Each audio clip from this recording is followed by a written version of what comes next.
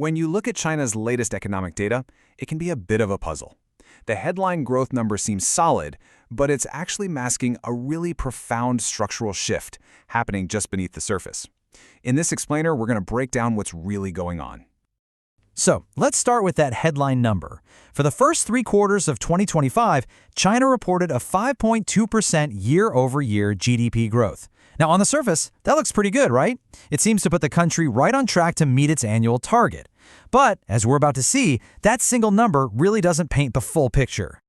The reality is that 5.2% is just an average, and it's hiding a dramatic split. You see, the economy isn't moving in one single direction. It's actually diverging, splitting into 2 distinct paths. Some parts are booming, while others, well, they're in a pretty steep decline. So that brings us to what's really happening here. China's two-speed economy. You'll hear analysts describe this as a K-shaped divergence. And it's a great way to think about it, because this isn't some uniform, across-the-board slowdown. It's a really deep structural split, with parts of the economy heading in completely opposite directions. And this slide really illustrates those 2 arms of the K perfectly.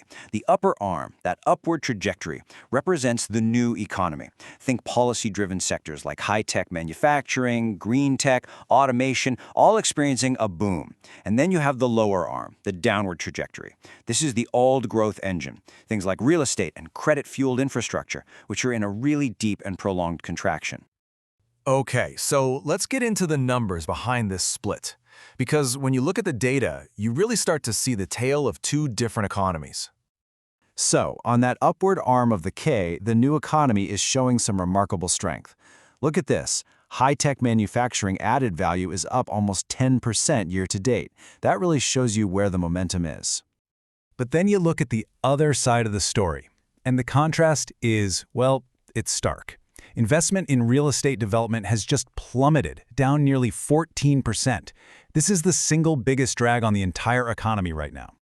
Now, this table breaks down fixed asset investment, and it's incredibly revealing. Look at the top line. Total investment is actually negative for the first time since 2020. But here's the crucial part.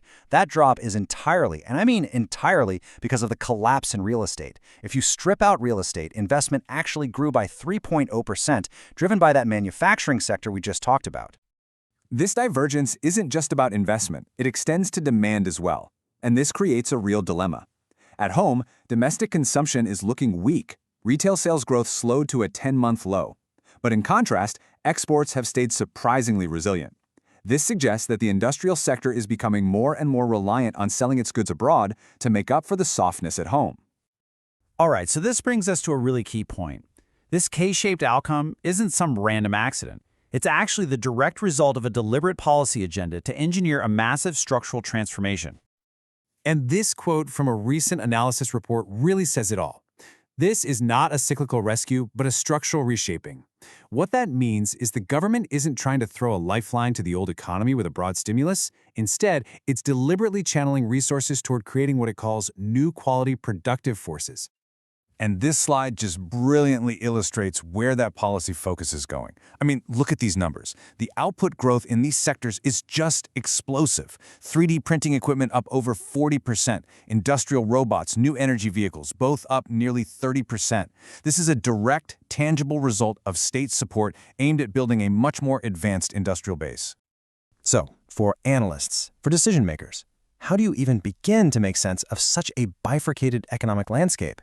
It's clear that a single, monolithic view of the Chinese economy just doesn't work anymore. One really useful framework for this is what's known as the barbell strategy. Now think of it as a conceptual approach. It forces you to focus on the 2 distinct ends of the spectrum, just like a barbell. On one end, you're targeting the sectors with long-term growth potential, the ones with policy tailwinds. That's the K's upper arm. On the other end, you're taking a very selective, tactical approach to the old cyclical sectors, the K's lower arm.